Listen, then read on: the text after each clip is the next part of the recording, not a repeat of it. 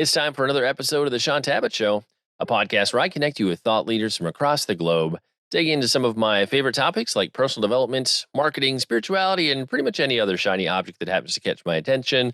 Today, my special guest is Ralph Sarchie, and I asked him to come back to share a little bit about some of his experiences working with Ed and Lorraine Warren. As many of you know who follow the show, I've been talking to a lot of people who minister in the spaces of exorcism and deliverance, and Ed and Lorraine's name has come up quite often, and so I wanted to hear about some firsthand experiences of working with Ed and Lorraine. Ralph, it's always an honor to speak with you. Welcome back to the show. Thanks, Shaun. Thanks for having me. And I feel like we'd be doing a disservice if we didn't talk about Halloween. We're just a couple days away from Halloween. I know we talked about that briefly in our interview last time, but in terms of demonic activity and an uptick in paranormal, supernatural crazy, just give us a little bit of your perspective of what you would see or what you still see every time Halloween comes around each year. Well, usually around Halloween, people have a heightened sense towards the occult because that's basically what Halloween is. It's a pagan holiday. The church within the church, it has its own significance. But most of the people that deal with the occult, a lot of people like to start when they're involved in occult practices. They'll utilize this time of year to heighten their spells and their rituals. And this particular season tends to bring more out in the way of diabolical activity. It's usually an uptick in this, in this time of year. You got to remember that in connection with Halloween, we have All Saints Day and All Souls Day in the Catholic Church. And that's when we pray for the souls in purgatory. And it is a holy day of obligation in the church. And a lot of times demonic activity heightens around these times because of the increase in prayers, that are going on. Because you got to realize when we do things collectively as humanity, in individual people's lives and collectively, through the church. And it sort of, brings that type of spiritual aspect to the forefront that we might not have during, regular days of the week or regular days of the month. So, it's all interconnected. Well, thanks for going a little bit deeper into some thoughts on Halloween. And if you want to hear a little bit more, we get into some of the cases that related to Halloween in our earlier interview. I'll be sure to link to that with this interview. I'd love to hear a little bit, Ralph, about how you first encountered the Warrens. I understand you like to read some of their books. And so I guess I'd be curious here, which book introduced you to them? Well, I pretty much read all of their books when I was younger.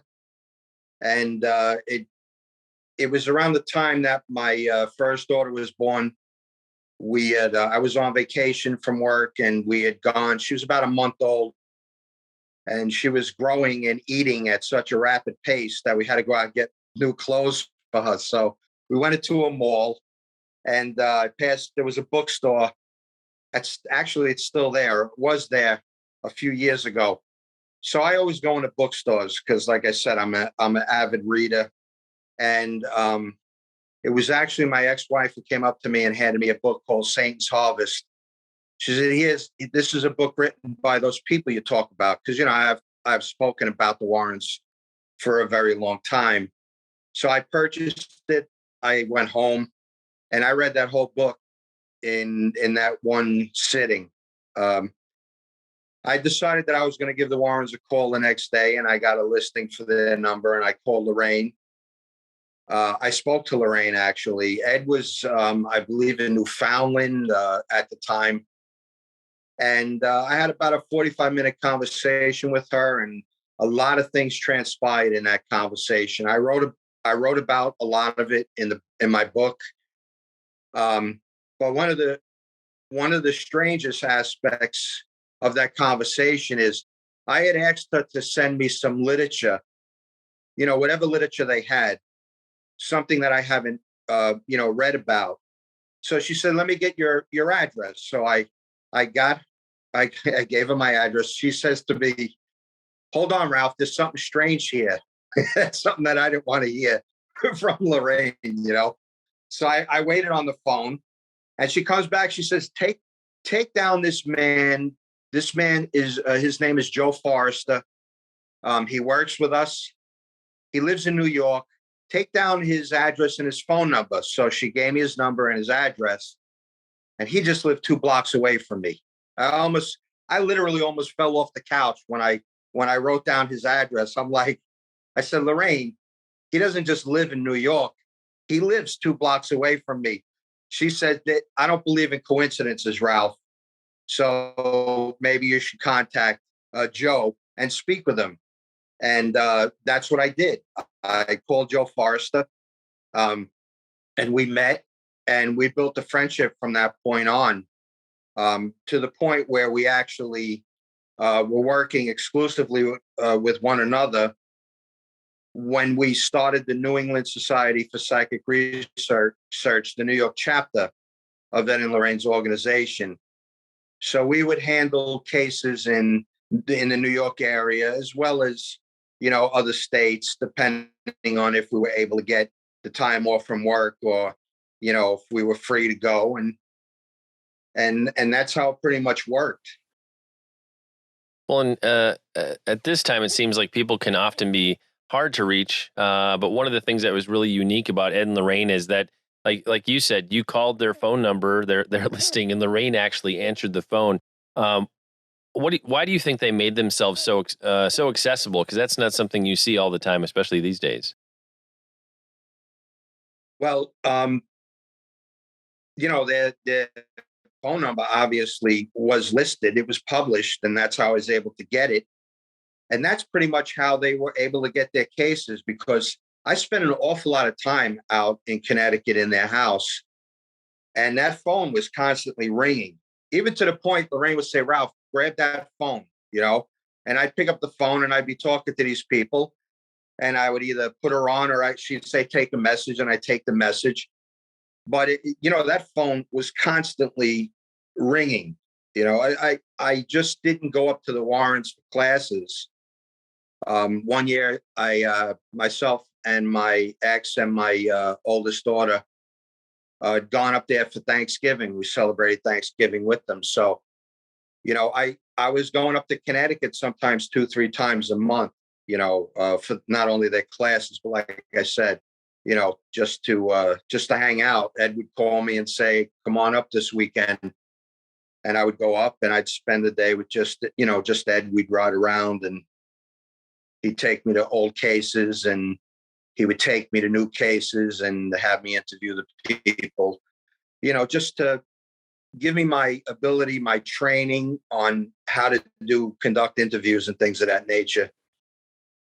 And in terms of, sounds like you took some actual formal classes with them, but just in kind of the shoulder to shoulder time with Ed and Lorraine, it sounds like they just mentored you as you were with them.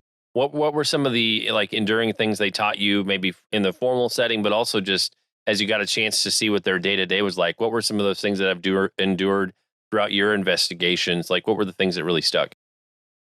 Well, there was a lot of times I would spend with Ed, just him and I, and he had a lot of great experiences in life. So we spoke mostly just about life experiences. He would tell me about interesting cases that he's dealt with. And you're talking about 30 years ago. So a lot of this information I have not retained.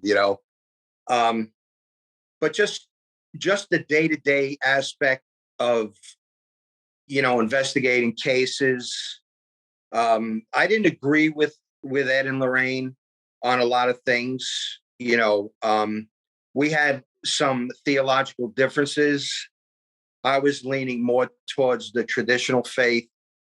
Working with Bishop McKenna and Father Malachi Martin, I sort of took to that aspect of Catholicism and had to actually learn about the differences between the mainstream Catholic Church that we have today compared to the traditional Catholic Church of basically biblical times. So, there was a lot of instances where I would pick up little things that I use and have found to be useful. One of the things that stands out in my mind is not to solicit cases. Until this day, I have listened to Ed Warren's advice on that, and never solicited a case. But there are a lot of fun times being with Ed and Lorraine. Ed had a pretty wicked sense of humor, and he loved to eat.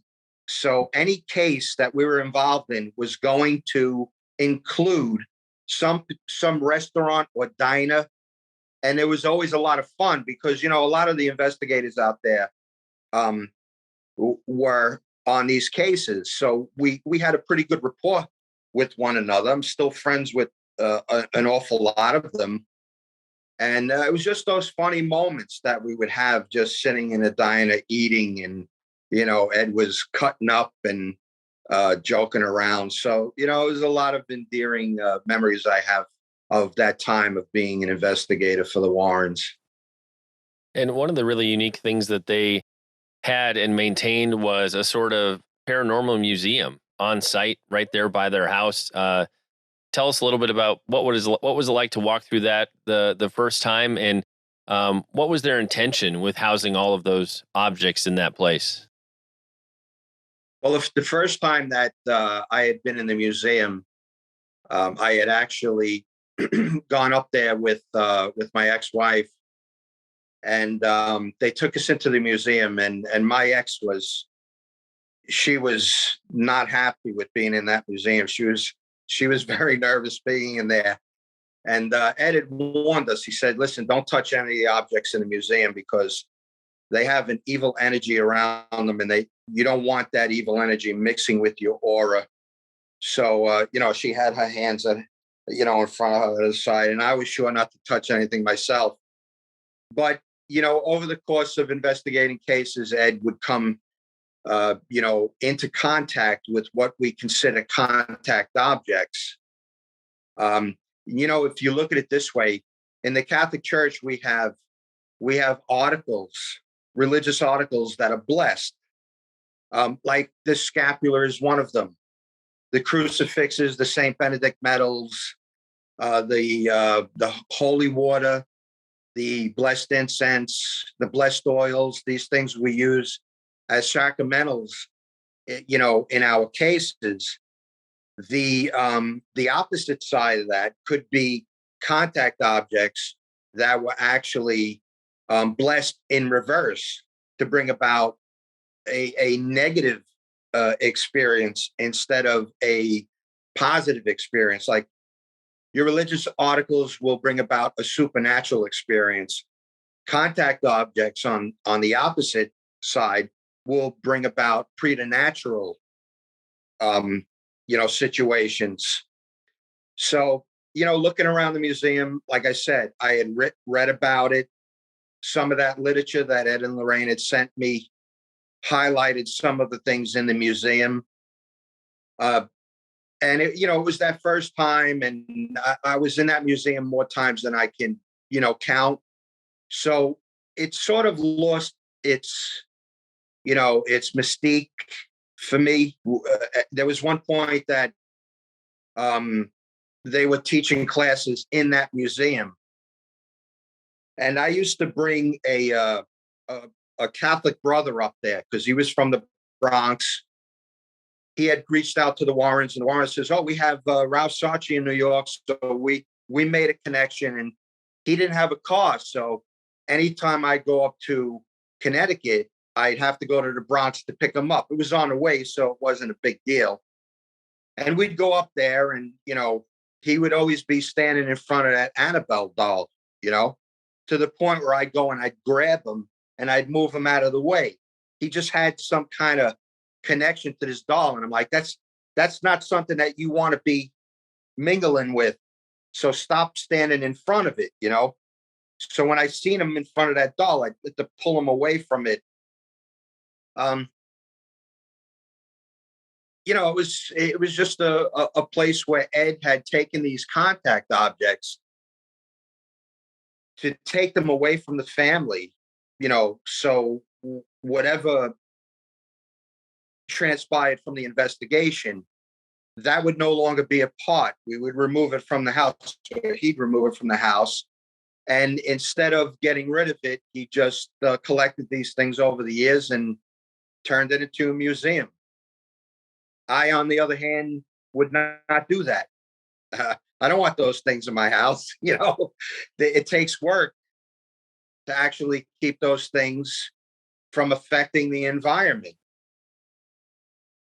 Yeah, and that, I think, to me, that's one of the fascinating aspects of their journey, that they kept some of the objects. Because I read of other people who, depending on what is cursed on, or what's the specific situation with the contact object. I mean, people will burn things; they'll throw them in water. I mean, I've heard a whole range of different things. You're shaking your head. I do not recommend burning objects, because this is what happens. You have a physical object. There is some type of a ritual performed over this object. And now you have a demonic entity connected to that object. It's bound to that object. When you destroy the object, you change its molecular structure. Now that demon is no longer bound to that object. The person that the object was created to affect can have problems because of that. If it's removed from them, the person that's in possession of the object can be affected by that demonic spirit at that point. And the person who actually did the ritual connecting the demon to that object can be affected. So it is recommended never to burn an object that is suspected of being a contact object. There's only one or two. Well, there's a couple of ways to get rid of it. Throwing it in a large body of water so it cannot become in contact with another person is one way. Another way is to use sacramentals like holy water or blessed oil or blessed salt to actually negate the curse, and then you'll say prayers of exorcism over it, or you'll bury it in consecrated ground. There's only two places you're going to find consecrated ground: church property or a Catholic cemetery. And I wouldn't want to get caught digging and burying anything in a Catholic church property or a cemetery. It's going to be a little difficult to explain what you're doing there. And I don't want you saying Ralph Sarchie told me to bury this, in St. Pancras' backyard. So I have one contact object in this house from the demon files. I had taken one of the objects, and it's really rather small. So what I have done is I have encased it in blessed salt, and I put it away. And eventually I'm going to get rid of it when I get the chance, but it's not affecting me, and it's not going to be able to, affect me negatively. So I don't even give it any thought. But talking about it made me realize I have it right over there in that drawer, But maybe I'll send it up to John Zavis one of these days, Ed and Lorraine's nephew. Well, if you're watching this on YouTube and you decide to go bury a cursed object in a Catholic cemetery, don't tell them Ralph or Shaun sent you. That's just our disclaimer we're going to share in this part of the conversation. Ralph, in terms of investigations, cases you worked on with Ed and Lorraine, like, are there one or two that stand out for you, either because it was early on or there was something significant about it? Like, of the work you did with them, what are the cases that just have stuck in your mind? Well, there were quite a few, and one of them stands out. It was actually the first case that I ever investigated. It was in Poughkeepsie, New York, And this particular demonic spirit tended to use water, and it was a rural section of Poughkeepsie, and it was an elderly gentleman who lived in a rather small style house, and his family lived across the road, and there were water would form on the ceiling as if it was like grapes on a vine, and it would splash on the old man at different intervals. And when we went in to investigate the case, we saw all of the water stains in the shape of, it looked like grapes on the they were asbestos tiles. This was an old, very old house, and the whole ceiling was all water stained. And I had gone into a pantry area where there was a space in between the ceiling and the roof, and I had shined a flashlight in there to find a layer of dust undisturbed, because I was looking for the source of this water. You know, that's what I do in my investigations. If you tell me X, Y, and Z, I'm going to look for some natural explanation to debunk that. But with this layer of dust undisturbed, I knew that there wasn't anything coming from on top of that ceiling. It was actually coming from below the ceiling. It got to the point where this man would actually wear a raincoat in his own house. It eventually got around to physically assaulting him. So when we had gone up there, we had met them in his family's house across the road, and he didn't speak English that well. He had to be, I would say, in his late 80s. Real big guy, working manual labor all his life. I looked at this guy and I said, this isn't a man that's used to taking crap from anybody. He looks like he could snap you in half with his hands. So after the interview, which was extensive because the whole entire family was experiencing things, not only in his house, but occasionally in the family home across the street. And when we wanted to bring the old man back into the house, he refused to go. Now there were a lot of us. There had to be at least about 8 investigators with Ed and Lorraine. So it wasn't like he was asked to go in there by himself. But he was adamant. He refused to go back into that house. And that, Ed and Lorraine, they like to do investigations very, very different than I do. There's a lot of communication going on because Lorraine, had clairvoyant and audiovoyant abilities. And that was the first time that I actually saw ghost rods. I was able to see those with my own eyes, which was, I had never seen anything like that before. And this was my first case, actually. So I could see these ghost rods around the ceiling area. Another case, we were in the foothills of the Adirondack, and there was the family. If I could remember some of the details, the father seemed to have worked in forestry. He was always out within nature, and he said that he came across some type of an altar, which might have been the reason why he was being affected in his home. So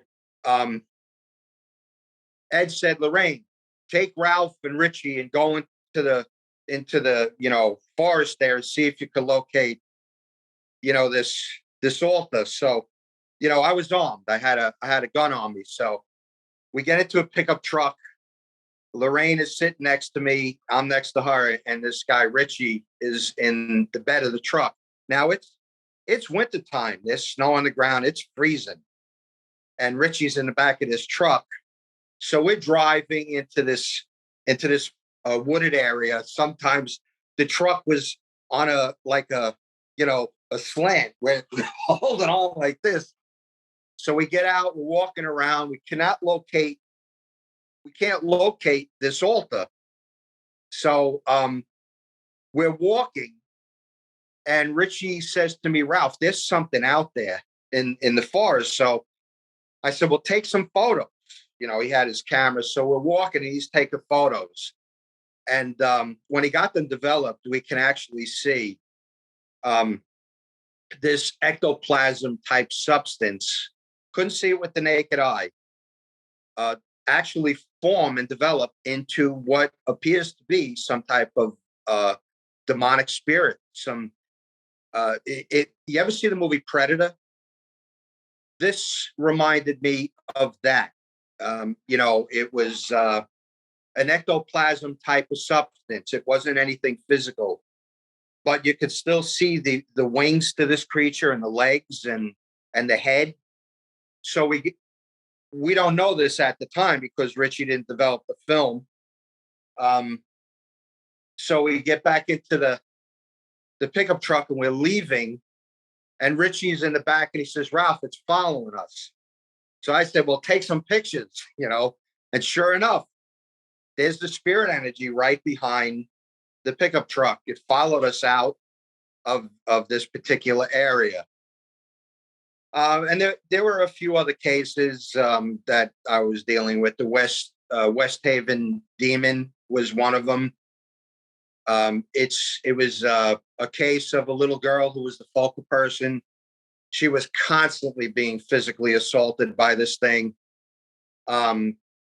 We have video of John Zappis videotaped her sitting at the table trying to do her homework while the chair she's sitting on is bouncing around. Another time, this demon would constantly pull her and throw her out of bed.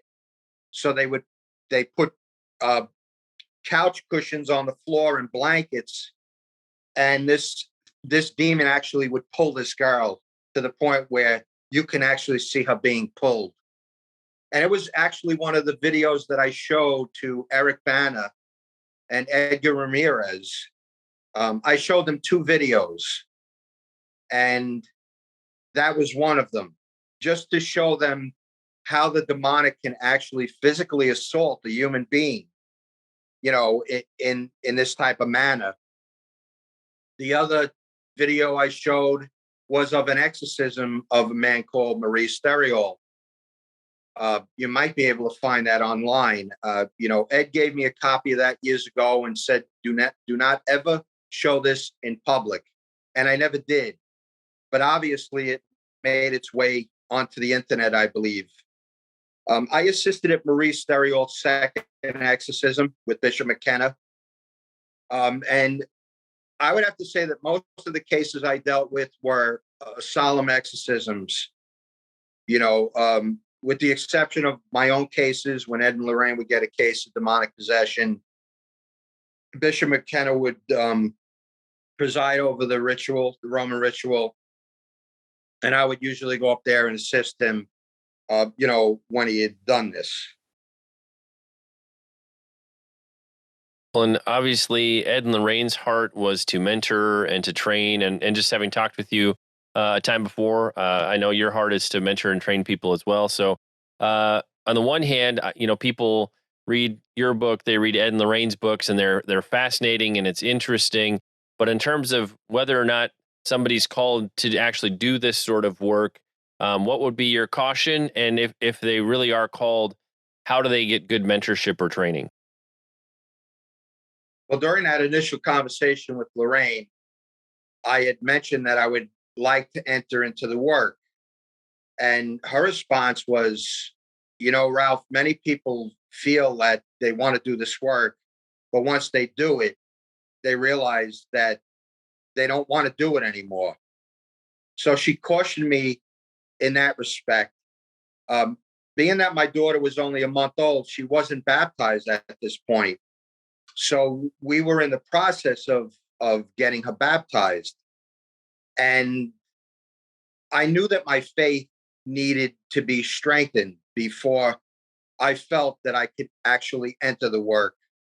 So, in conjunction with that initial phone call with Lorraine, and then my budding friendship with Joe Forrester, I started to learn that I needed to have a strong basis. I needed to be in a state of grace, which meant I needed to go to confession, which wasn't something that I did, normally. Of course, I went to confession with my pre-Cana to get married.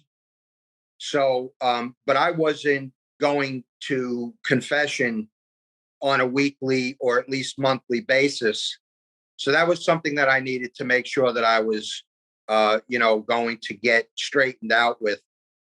And the most important thing was to get my daughter baptized, because you should not get involved in this work if you have any family member that isn't baptized. It's really a dangerous thing to do, because you have no spiritual protection, at that particular point. It's something that I feel, without sounding egotistical, because it doesn't play into this, I really do believe that it is a calling, to get involved in this work, because there are so many factors or facets of this work that, are pretty dangerous, as far as, not only to yourself and your family members, but to the people that are seeking your help.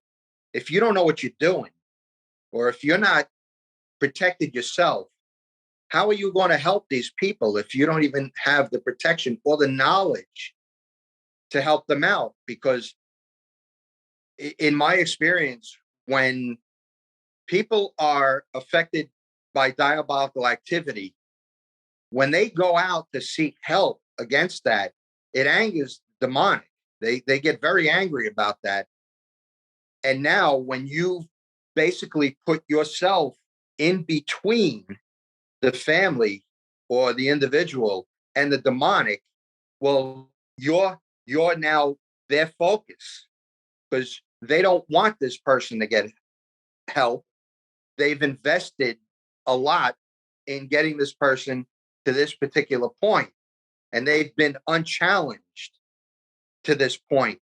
Now you're going to challenge them, and they don't like that. So you really have to think about what you're doing. If you value your marriage, if you're married, you better think long and hard about this, because one of the first things the demonic do is go after marriage. It's one of the first things communists do. They go after marriage. If you see the things that are going on these days, the vows, the sacrament of marriage is very, very important in the eyes of God.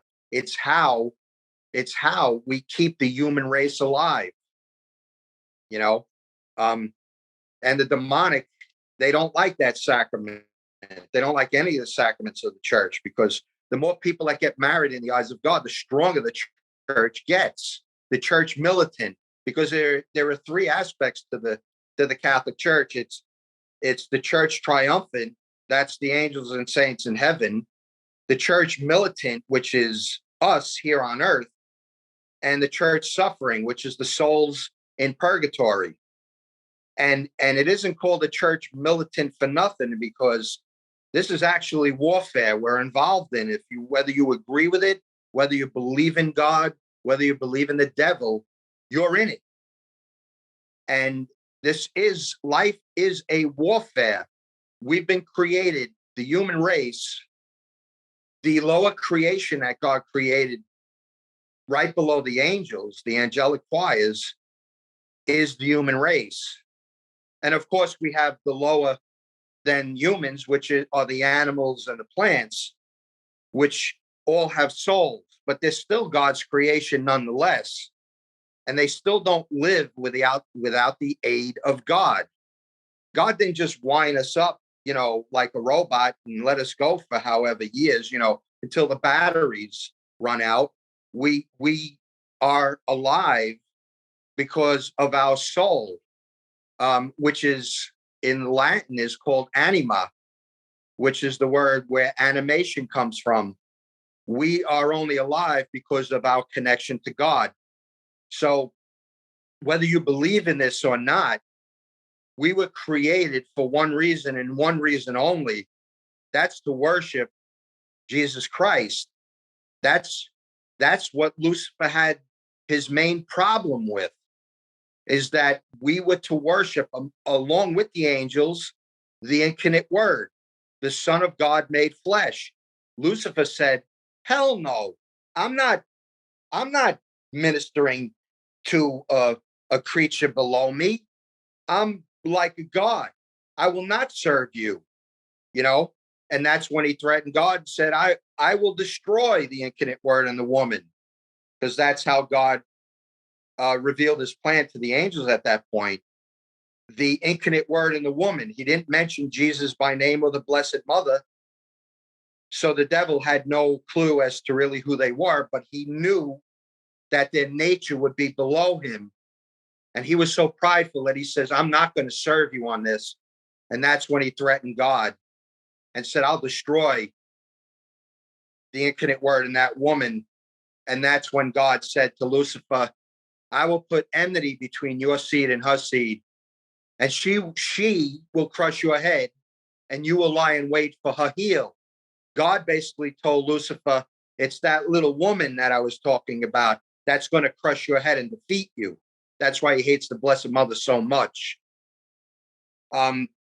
So we are this lower creature, and we've been made specifically to worship Jesus, procreate, multiply, right? Be fruitful and multiply. This is what God told us, and worship my son. So whether you worship his son or not, you're still an enemy of the devil. He doesn't look at you as one of his children because he didn't create you. We're created in the image of God. He hates God, so he hates you.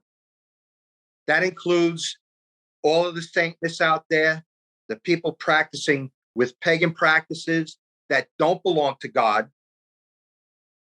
He's not going to show you any mercy. Whether you might believe, well, I've worshiped him as a saintness, and when I die and go to hell, I'm just going to continue the party that I'm involved in right now with all my friends. But hell is not like that, my friends. We don't have a concept of what hell is. We might have a little idea, but it's nothing like physical life. There are no parties in hell. The party is in heaven. Amen. I like that. The party is in heaven. Well, and one of the things I appreciate about what you just shared, Ralph, and we got into some of this territory last time, is just the reality that Satan is definitely against us. Satan hates us. And I feel like we, on the one hand, sometimes people fall into the ditch where they feel like or think that Satan doesn't exist, or it's this other extreme where it's a big party and that's where all the fun stuff is going to happen. Indeed, it is not any of those things. Ralph, in terms of people connecting with you, finding out more about what you do, where do we discover you on the web? Well, right now I just have a Facebook page, but I'm suspecting that that's going to change in the near future because of the direction that Facebook is going with the censorship. And they right now they're just going after political speech, but eventually they'll be going after any kind of religious speech. I know I'm being shadow banned right now. I'm looking into getting a website because once I leave Facebook, I want people to still, all my Facebook friends are like, where you going to go? We don't want you to leave. They're following me for whatever reasons, I don't know where I'm headed, but they're following me, I'm going to probably get a website up eventually. And, I do have the YouTube channel. I haven't posted anything in about 2 or 3 weeks so far. I've been taking a break from it, but I'll be getting back on the horse with that and continue to post. I think I have maybe about 8 or 9 videos that I posted up there so far, but predominantly Facebook. You can follow me there or, friend me there. I don't like that word following, friends. I don't have fans. I have friends. So if you're interested in, I do some live Facebook posts. I pray the rosary live on my Facebook occasionally. I post a lot of prayers. I post some political stuff because it's connected. You really can't separate politics from your life, because politics seems to be leading most people instead of their faith. But politics is at odds with faith also these days. So, it's something that's all interconnected, and we have to be up on what the enemy of our salvation and our lives are up to. Well, and in terms of politics informing our faith, or our faith informing our politics, we need to get into that space where our faith doesn't inform small compartments of our life. Our faith informs all areas of our life. I think that's one thing many of us see more than we've ever had before, is that we need to stop living such fragmented, compartmentalized lives, and our faith really needs to spill over and inform everything we do. We make it easy. In every episode, we'll have links in the show notes. I'll link to Ralph's Facebook page and link to his YouTube channel as well. It's time to bring this episode of the Shaun Tabatt Show to a close. Many thanks for being a part of my conversation with Ralph Sarchie. If you want to learn more about Ralph's story, be sure to check out his book, Deliver Us from Evil: A New York City Cop Investigates the Supernatural. We go at length into that book in our last interview, so be sure to check that out as well. And Ralph, I just want to say thank you so much for sharing with us today. It's been an honor and a pleasure to have you back on the show. Could we just mention one thing? Please go for it. Beware the Night, Deliver Us from Evil are the same book. Don't buy both of them. Just buy one. I feel that I need to say that, because I don't want people going out and buying Deliver Us from Evil and seeing Beware the Night. They're the same book. It's just a movie tie-in. That's all. So I just wanted to say that. Thanks, Shaun, for having me. I really do appreciate it.